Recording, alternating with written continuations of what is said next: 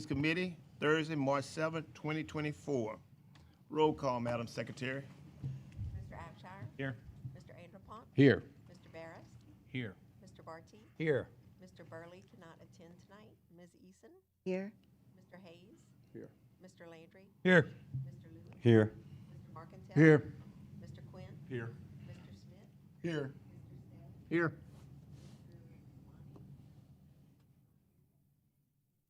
Here. Thank you. I'd like to say that it feels good again in this spot right here. Don't get used to it. Don't get used to it. I think the future is calling me again, but not the year we had before. yeah. No, not that year. Item one. You could be hearing things. I haven't. It could be a wrong number, right? Tell them more. Item one, receive administrative presentation of the citizen survey conducted by the police jury. Mr. Beam, tell us how the people feel about us. We certainly will, Mr. Chairman, thank you. It's not often we have Ways and Means Committee. It's good to have it, though, occasionally when you want to step outside your regular meeting routine where things are a little bit more rushed. We felt like this one was worth it, and so tonight we will present to you the results from the most recent citizen survey. Before I hand it over to our consultant who's been working with this from the beginning, I wanted to put it in context, though, as to why we do it, where it fits. So I'm just going to have one slide, and then we'll go from there. As you know, you've had your strategic plan in place since 2018. The most recent iteration of that is 2022 to 2024. So as you can tell, that means we're due for an update, and so this year we will be doing that. It's actually already started, some of the background work. Two key things, though, that go into that help us develop plans that we ultimately come to you and recommend are the employee engagement survey and the citizen survey. We've done the employee engagement survey in 2023, probably mid-year. Good results from that. We've covered that with all the departments. And so this citizen survey always follows, and they both serve as inputs along with many other things as we go through this strategic plan process. A little bit later, probably May, early June, we'll have a department leader retreat where these things and a lot of other information will come to help us put some things in front of you as a police jury, and at your retreat, probably midsummer, no later than that.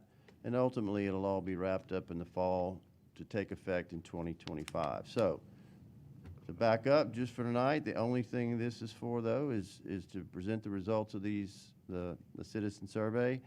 Emergent Method has been working with us on that since then. You'll be familiar with them because they also work with us on the strategic plan.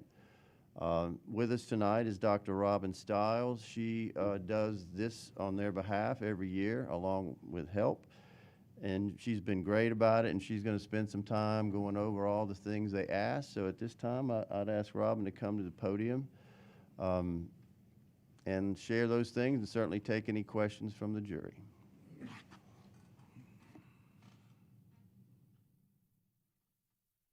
Okay. Robin Stiles, Emergent Method. We're based in Baton Rouge. Thank you very much for allowing me the time to speak with y'all tonight. I look forward to getting to share the results of the citizen survey. For some of you who have been serving for a few years, you might remember that this is normally a yearly undertaking. And so throughout my presentation, I'll be sharing what this comparatively looks like, as well as the results from this year's survey. And when I mean this year, I mean the previous year in 2023, although we're obviously presenting it in 2024. So before we get into the actual data of the survey, I wanted to share a quote that stood out to me from one of the respondents to the survey. It says, "I love my city and state and would recommend anybody to move here. But we need so much growth. We are seeing some changes, but not a lot. We need to have more to do to keep our people here." I believe that this in many ways encapsulates the results that we saw from the multiple hundreds of respondents that we got to the survey. I think that there's a belief in the good that is here in Calcasieu Parish, but also an understanding that there are a lot of things that the parish needs to continue to do to be attractive to residents as we look to the future. A little bit about the process of this survey and how it was fielded. This is actually the fourth Calcasieu Parish citizen survey that we've put out to the public to gather their feedback on police jury services and just general customer service that's received from parish employees. This is a process that started in 2018. You'll see that a few years there are missing. And so while we fielded the survey in 2018 and 2019, obviously, the world looked like a very different place in 2020 as well as in 2021. And so at that point, the police jury and many municipal governments were focused on the nuts and the bolts, the kind of day-to-day of keeping things going. And so guided by the leadership of the police jury, we decided not to survey the citizens during that time, understanding that their focus was elsewhere. We brought the survey back last year, and I'm pleased to now present what this looks like from a comparative perspective. This survey gathers input from citizens across a wide variety of topics. This includes their evaluations of the services that they received, the programs that are offered by the parish, and also the operations of the parish and its departments. The survey was launched in late November. It was published and circulated very widely by the communications team at the police jury through social media and through various press releases, and concluded December 20th, so at the very tail end of the year. In total, you'll see that that box over in the 2023 year is a lot higher than some of the other numbers that are on this sheet. We saw a 58% jump in the number of respondents between the previous year and this year, which I think indicates a few things. First, there is an interest on the part of your citizens to re-engaging and providing feedback on the actions of its government. And second of all, I would like to give kudos to the communications team that did an excellent job in communicating this out and continuing to publish it, making sure that citizens had ample time and opportunity to respond to the survey. You'll see here also a distribution of the respondents. So to begin the survey, we ask a variety of demographics questions. This just allows us to compare this year to year to make sure that we're not oversampling from a particular area in the parish or across any of the other demographic measures. You'll see that there is a very large number proportionate to the Lake Charles region. We actually saw a decrease proportionately in the number of Lake Charles respondents, but it's just that our number of survey respondents is so much higher this year than in previous years that I know that that dark blue column looks much, much larger than some of the other columns from a yearly perspective. A few of the other demographic questions that we ask, just to better understand the folks that are in our survey sample, are related to the length of time folks have lived in Calcasieu Parish and their employment status. So you will see that certainly the majority of respondents from a length of time have lived in the parish a long time. It also means that they're a little bit older. We find that the folks who tend to have lived in the parish a long time might be a little bit more familiar with parish government. They might be more tuned in to the communication from parish government, so they might be a little bit more likely to receive an invitation to participate in the survey. And tied with the second highest column over there on the employment status, many of them are retired. So they're long-term residents who have a little bit more of that time to answer to a survey and provide feedback. Yes, sir. Give me an example of what may fall under the other category. Yes, so it's those folks who might be disabled or those folks who might be a homemaker. Okay, all right. Cool. Mm-hmm. Thank you. Yep. Yeah, no, we still get a fair amount of folks who put other and then add in homemaker. Yep.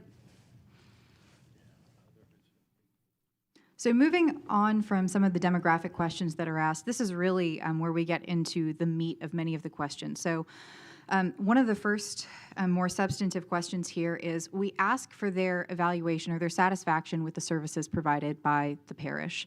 And so we have 9 different categories of services provided here. They're sorted in descending order based on their satisfaction rating. This question is asked on a 1 to 5 scale, where 5 indicates very strongly or highly satisfied, and a 1 indicates very strongly dissatisfied. So on this scale and many others, higher scores are better. So you'll see that they're sorted in descending order.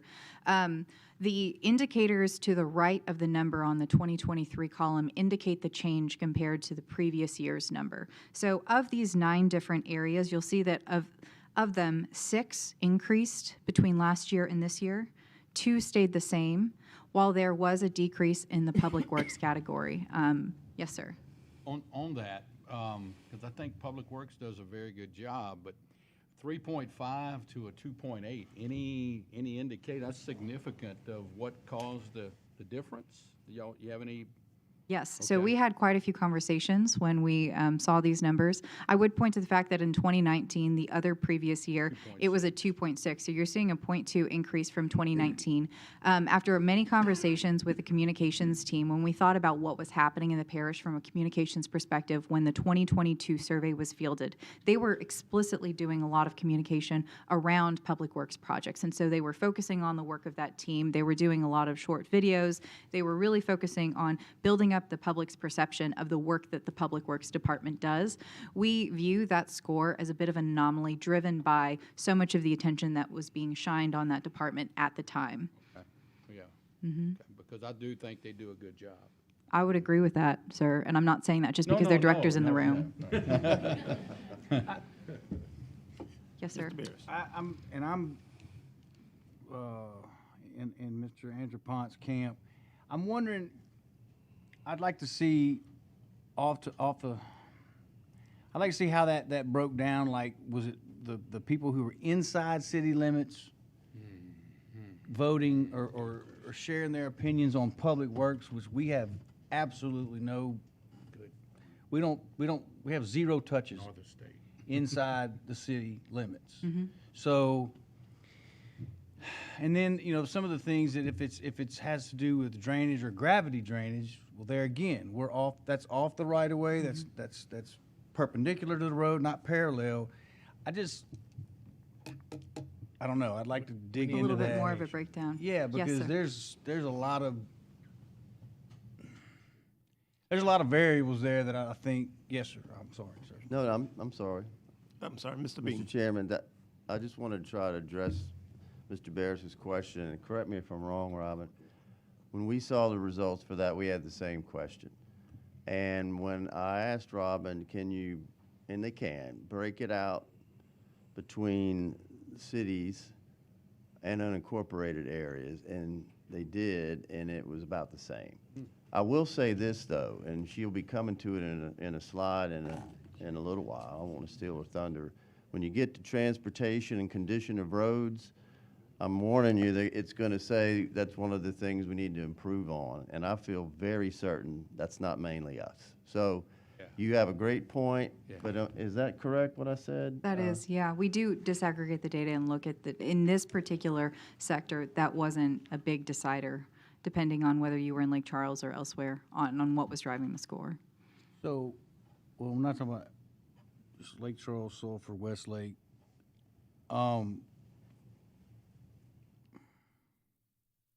Do they have a definition in the question that or the questions that asked about public works? Is there anything that prefaces what that even is?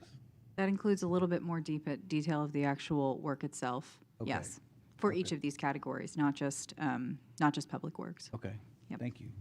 Okay, Mr. Barris. Okay, ma'am. Another question that we asked was meant to understand how folks most frequently interact with parish government. And so how do they think about government? Is it when they're paying their bills? Is it when they're visiting the solid waste disposal site? Is it when they're requesting a meeting with parish staff? We know that all of these are potential touch points and might inform how they view and how they interact with the parish. One of the biggest jumps that we saw, both in terms of raw numbers and also proportionately, is between last year and this year, we see a very, very large jump in the number of folks who report that they are starting to visit the parish parks and facilities. And one of the things that we think is driving this, because again, this is also a very clear outlier, especially when you look at those bar charts, is the fact that many of those parks and facilities were invested upon and rebuilt following the weather events and the storms in the last year. And so while, you know, in previous years, that might not have been an opportunity for folks to engage with the parish, as these parks have come open, as the communications team and the parish has communicated more widely about the physical resources of these parks and facilities, you're seeing increased utilization just because folks are able to actually use them and enjoy them now. Mr. Smith. Okay, like earlier, we was trying to break down different cities, but on that slide with the Parks and Recreation, are they able to break down individual parks that are being used more than others? So, no, this question is just about, we have the area that the individual is from, so we ask them where in the parish they live. We can break it down based on where they're living. We do not have utilization, at least in this survey, on specific park utilization. Okay, all right, thank you. Okay. So this question is related to the previous strategic plan. I know that Mr. Beam shared that the previous strategic plan ended or is ending now, and we're in the process or will be in the process of starting the next strategic planning process. These 6 areas are those priorities that were identified in the previous strategic plan for guiding the work of the police jury. And so this ranges from disaster recovery, litter, drainage, facilitating parish-wide development, traffic and transportation, and other infrastructure, more generally not captured. Of these, we asked folks to identify whether they believed that these issues had worsened, whether there had been no change, or whether they had improved over the previous years. So you'll see here that slightly different. The previous scale was on a 1 to 5 scale, but in this, an improvement or a bettering would be a 3, a worsening would be a 1, and an average would just be a 2 or no change. These are sorted in descending order, so you'll see that generally speaking, folks believe that disaster recovery, litter, drainage, and facilitating parish-wide development have improved, or sorry, that they've just been slightly over no change, while traffic and transportation and other infrastructure have slightly worsened. However, we also have this year to year, which I think tells a little bit more of that story. So when we look at, again, these same scores, but compared to previous years, we see that 3 of these scores have actually stayed the same, so have stayed very consistent between last year and this year, and 3 have improved. So disaster recovery is seen as being very consistent between last year and this year, as has facilitating parish-wide development and other infrastructure, while traffic, transportation, drainage, and litter have all been seen or perceived to improve slightly. In addition to asking folks to rank or indicate whether they think things have worsened or improved, we also asked in a very open-ended way what their ideas were for how the CPPJ can improve the services across those 6 areas. And so this is a consolidation of the open-ended ideas that folks provided. Many of them are cross-cutting. So, for instance, as you see under disaster recovery, one of the top ideas is investing in the cleaning of debris from weather events and the repairing of building. Cleaning of debris can be related to disaster recovery efforts. It can also be part of litter cleanup as well, and in being proactive about drainage issues. And so, again, many of these recommendations might be under a single umbrella. No pun intended, given that we're talking about drainage and water, but they might actually apply to a few of these different categories. So disaster recovery, again, debris cleanup was a main idea or recommendation, as well as increased preparation to be a little bit more proactive related to weather events and recovery, as well as some concerns about providing equal assistance across the parish, making sure that those folks in low-income or more rural areas of the parish receive the same level of service and the sufficient assistance compared to others in more metro areas. Yes. Oh, does he have to nod? Somehow, there's always that steady go-to. Well, get the inmates to do it. Like, where is this phantom crew at? Because I mean, we don't do that anymore. I don't know why that's still like a lot of people's go-to. I mean, we can't do that, and we're not the people who would institute that, right? Mr. Wainwright, maybe? I'm trying to make sure I understand the question. So we do have 2 litter crews that work throughout the parish, one on the east, one on the west. And is that enough or adequate to pick up all the litter in the parish? No, sir. We're Right. really a hot spot operation. But that process is a lot more complex to do that now. You got insurances, you got just all kinds of stuff that they didn't have back then. They said, hey, hey, we're going out in the field today, a chain gang, cool hand Luke type stuff. Mr. Barrett. Hold on, okay, go ahead, Mr. Barrett. And so, I know we can't. Well, it would be impractical, infeasible, unfeasible, uneconomical to think that we're going to pick it all up by litter crew. That's right. That's not a free service or anything like that. It's actually very expensive per ton of litter. Right. Per se. So certainly the solutions for litter is to stop throwing it out. That's right. Versus picking it up, although we're trying to pick it up fast as we Amen. can, best we can. Yes. Yes. You finished? Yes. Oh, go ahead. No, go ahead. I mean, and we are, our communications department, we've got, we've been on message increasingly for that, and I just don't understand why the inmate picking it up thing always comes up. I yield back. Thank you, Mr. Mayor. Mr. Landry. Thinking of Mississippi. Thank you, Chairman Gilrery. I've had many conversations with Mr. Boland about litter over the years, and I can tell you, he's studied this all over the country. And just recently, he told me everywhere where they've actually solved the problem, it's all enforcement. You can make all the ordinances you want. You can charge them $10,000, but when they never get written a ticket, it's an enforcement problem. That's what's wrong in this parish. It's an enforcement problem, and they're not writing tickets for people littering. And it's okay to throw out a cigarette or God knows whatever else, and all the stuff blowing out of the back of the truck. That's the problem. It's never going to get better. And yeah, I'm all for the prisoners as long as they don't run off and get loose. I mean, yeah, everybody thinks that. I don't want the prisoner sitting in jail doing nothing. Let's make him go pick up the trash. But yeah, they could have every prisoner in jail picking up trash, and they still couldn't pick it all up. We got to stop throwing it out, and the only way to do that is write tickets. That's the only way. Thank you, Mr. Landry. A ticket that you can't get out of, Yes. you got to pay it. I'm with you. Thank you, Mr. Landry. Any other questions? Okay. I'm Sure. done. I probably said too much already. But I don't Well said. So I think we've already touched on this, but certainly litter, some of the recommendations are just what the gentleman pointed to, right? So enforcement of the litter laws, I think, is top of mind for many folks who did respond to the survey, and I think that there is an appetite for that, at least within a subset of those respondents. Again, inmate cleaning and also just dedicated cleanup, especially for roadways, bridges, and ditches, which also relates to the next issue around drainage. So as we think about drainage, many of the respondents to the survey focused on the frequency at which ditch, culvert, lateral, and waterway cleanings happen. Many of the ideas and the feedback were about more frequent cleaning of these areas to prevent some of the potential flooding that does happen, as well as improved drainage planning around especially new developments, and then monitoring of the drainage issues. I'm just going to jump in right there. Mr. Mears. The cleaning of the culverts.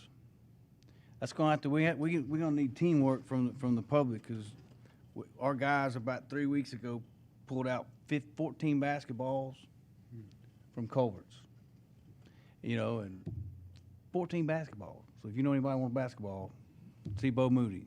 But, you know, it's like, we got to have, I don't know if we could do something, you know, when it rains, big rain, and Joe Public's leaves and everything pile up at his culvert.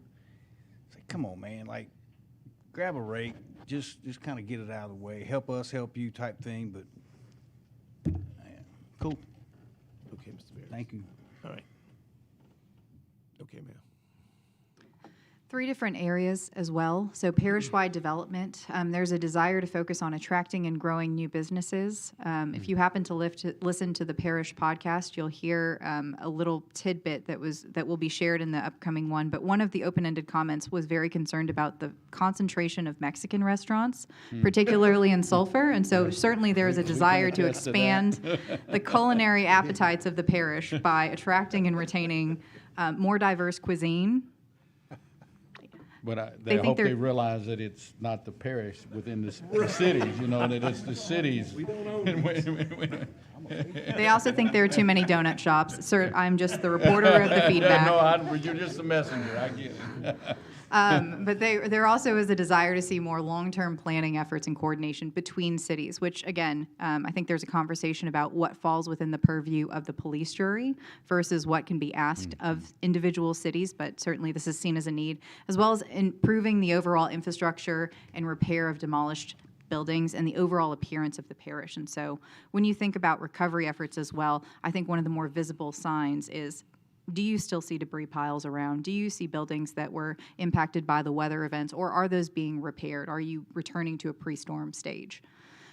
Related to traffic and transportation, the statement was that many roads in the parish are in need of repair. My caveat here is that I think it is very difficult for many citizens to understand which roads are the responsibility of an individual city versus which roads are the responsibility of a parish. I think that or the state, that awareness is just not necessarily there, and it's not the fault of citizens. It's not as though they are very clearly labeled in many instances. Yes, Mr. Andrew. One thing that I know we're all very proud of is all the roads, approximately 1,100, 1,200 miles of road at the parish, and they're all paved. And when we go to some of our neighboring parishes that still have gravel, so I mean, this parish does a very good job. And I realize it's hard to distinguish what's a state route, what's a parish route, but that I think really is a standout for this parish, and they're well maintained. The parish roads. Thank you, Mr. Andrew. There's also a desire to see expanded public transportation options. So that includes additional routes as well as expanded times of operation so that folks can utilize those options for navigation throughout the city. And then better coordination of construction projects so that even if a particular road is closed, that you don't try to take an alternate route that is also closed for construction. So a little bit more of that coordination so folks can still navigate around those projects. When it comes to other infrastructure, you'll see that that top line is also perhaps not in the purview of the police jury. There is a lot of interest around the building of a new I-10 bridge for obvious reasons, as well as continuing to repair roads and address the water qualities around the parish, expanding and improving sewer sites, and then, again, the litter continues to be a very consistent theme throughout each of these areas. One of the next questions that we asked was about the citizens' overall satisfaction with the customer service that they receive from the CPPJ employees that they interact with. And so we asked, are you highly satisfied? Are you highly dissatisfied? What does that look like? These are the year-by-year averages. You will see that they are very consistent. So this year, the average score was a 3.4. That is very consistent with scores even going back to 2019. So again, 3.4 out of a 1 to 5 scale. We also asked about navigation. So one of the more frustrating things for many citizens is when they have an issue that they need to have solved and they don't necessarily know where to go. Is it a city issue? Is it a parish issue? If it is a parish issue, where in the parish do you go? What department does it fall under? And so this question was about kind of navigation of the institution of the parish. We asked them where they generally tend to go when they need to resolve a specific issue. The options were no, sometimes yes. We actually see a decrease proportionately in the number of folks who say that they sometimes know, and we're seeing an increase in the people who say adamantly, no, I do not know, and yes, I do know. And so what that can mean is that there's an opportunity to continue educating the public of, hey, if you have this issue, this is where you go. These are the ways that you can navigate the process. That's helpful reinforcement for the folks who do think that they know where to go, and it also addresses that growing number of folks who say that they don't necessarily know where to go to get their issues addressed. Two more questions here related to satisfaction, related to mostly responses to the weather events and emergencies. So you'll see that this one is a question about the citizens' overall satisfaction with information sharing and warnings during emergency events. Or in other words, did you receive ample communication from the parish government when there was an emergency event taking place? You'll see that overwhelmingly, most folks are satisfied. Neutral or satisfied here. It's an average score of 3.5, again on that same 1 to 5 scale. So hovering between neutral and satisfied, but pretty on par with many of the other responses and rating scores throughout the survey. Where we see a little bit more of a dip is in this one. So this question is related to their satisfaction with the long-term recovery efforts following the 2020 and 2021 weather events. And so while you see that there is a high number of folks in the neutral or satisfied, the average score is a little bit lower because you have some folks who are very clearly dissatisfied or highly dissatisfied with that recovery process. This, in many ways, is in the same category as that road feedback question, right? So obviously, it is not the responsibility of just the police jury to manage the recovery of an area following a weather event. It is a multi-pronged process, right? There's federal aid that comes through, there's certainly state aid that comes through, as well as the efforts of the parish. And so I guess my disclaimer here would be, when folks think about the long-term recovery, they think about the government as a single entity. They don't necessarily split up FEMA versus what the parish was doing versus the state recovery. And so all of that gets kind of all put into their consideration when they answer a question like that. Again, I'm actually sort of encouraged that it's only a 3.1 and still very neutral. I was going to say, I've noticed that people might have insurance problems, and they still think because they frustrated with insurance, they frustrated with everybody. I've noticed that, so. Yes, sir. That's exactly right. And that's certainly part of the recovery, but not necessarily one that the police jury has any stake in or impact in. So this is one of the last questions that we ask, and we have continued to ask it year over year. So it is, how likely are you to recommend Calcasieu Parish as a place to live? Because we know that the folks who are really proud of where they live, they often share that with folks who might live out of the parish or even out of state. You want folks to exhibit a high amount of pride in their place of residence, right? It leads to civic pride. It leads to less littering, for instance, in addition to a lot of other pro-civic activities. When we asked this question in 2019, 71.7% of folks, or just under 3 out of 4 people that were asked this, said that they were either likely or very likely to recommend Calcasieu Parish as a place to live. The world was a lot different even in 2022. So when we think about certainly COVID, but also the state of the economics in southern Louisiana, and then also the weather events that were experienced between 2020 and 2021, when we asked the question in 2022, that number dropped about 30% to 41.2. So basically 4 in 10 or 2 in 5 people answered affirmatively to that same question. That was a huge dip over a 3-year period, but reflective of what was happening in the parish at the time. I'm very pleased to report that when we asked the same question, we saw an increase, and this is a pretty big increase year over year. So between last year and this year, we're seeing an over 8% jump in the folks who say that they would recommend the parish. And what that means is that recovery takes time. That's not a surprising statement to make. Recovery takes time, but I read this as being that citizens are responsive and understand that while it takes time, they are rebuilding that pride in where they live. So finally, we asked an open-ended question, and we get a variety of responses here. Nothing more about Mexican restaurants, unfortunately. But often people use this question as a way of reinforcing many of the things that they've already shared. And so I wanted to just sum it up by saying, some of these things that are pointed to, there's a desire to see continued improvement in the service and priority areas, and especially around litter and trash cleanup and the disaster recovery. Again, that's a very visible reminder of what happened in 2020-21. And it's often in folks' faces, so I think that it's top of mind for obvious reasons. Folks also, believe that the parish is doing good work and supporting its citizens well. I think that there is a level of gratefulness for the work that is being done by the parish.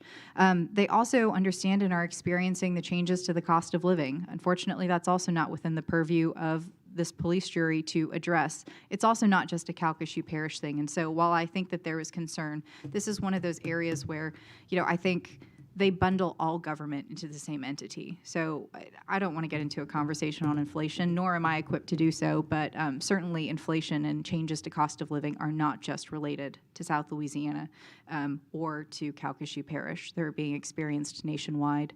There was a small proportion of folks who were concerned about levels of crime in the parish as well and wanted to see a desire of more enforcement on that. Okay. Any questions, Mr. Andrew? Yes, sir. Just seeing with 77 responses, I recall when we first came on to the jury, 4 years ago, the surveys that were being done, litter was still one of the top issues, and it remains a top issue. So, Thank you, Mr. Andrew. Hold on. Mr. Markendale. First of all, don't take this wrong. This is not intended to you or your company. These responses are less than 1/2 of 1% of the citizens of Calcasieu Parish. Me personally, I'm not gonna worry about anything that's been put up there, because I know what we all do. I know what all the staff does, and I'm just hoping we're not going to put a lot of parish resources trying to address everything that we have. I don't have a problem with a citizen survey, but I'd sure like to get up to 30–40%, something like that. Then you can really sink your teeth into it. Less than 0.5% is just 16 people are worried about high level of crime out of 205,000 in the parish. So that's, you know, but you do a great job. I mean, so don't take that wrong. Thank you, Mr. Marketale. Ms. Easton. Well, my question or comment was related to Mr. Markentale's. Is I was wondering how many, it seems like a very low number of responses, and what was the process? How many people were asked to take the survey? What was the response rate? How do we increase that response rate so that we have a better picture of the actual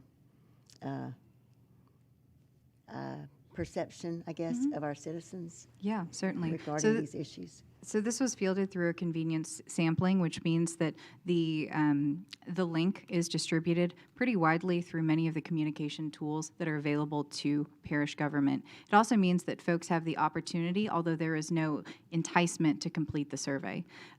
Often, and we do these surveys across different communities, both within Louisiana and more broadly nationally, public surveys like this are meant to provide an opportunity for citizens to provide voice.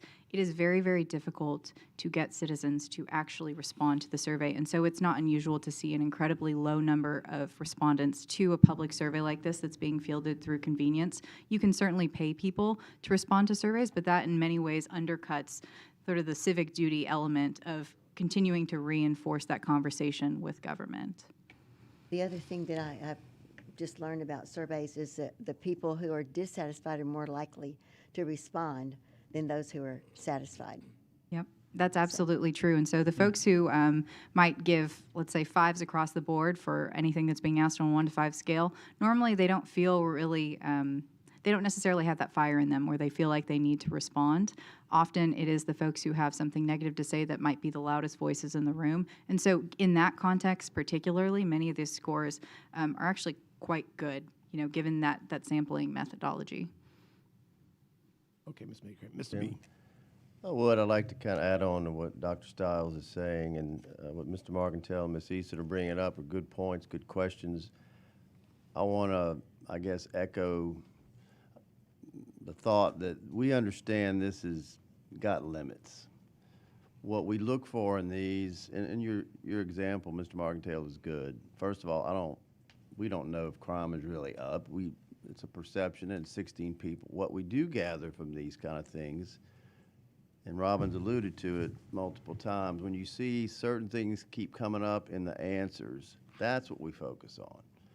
So litter, drainage, things that you probably knew, but it gives you enough to help us with planning to get, you could maybe get 10% if you spent $100,000, $200,000 and really reached out, and you'll get a little bit more, but this is good for what we use it for, so I want to assure you we don't take it too deep. The other thing, and this is relatively new, and I'm not the best one to talk about it, it's more under Tom Hafer's group, but we have a new software that we use. It's a national thing, and it is extremely modern and helpful in gauging what people are thinking about, and we are utilizing that to complement what this does and some of our other tools.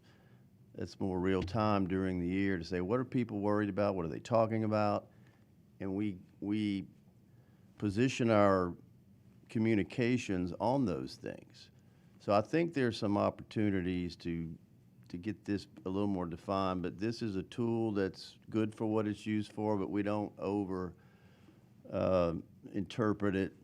So I'm glad you brought that up. It's a good point. It's good, but it does have limits, but I don't think any of you are surprised that litter and drainage and hurricane recovery came up.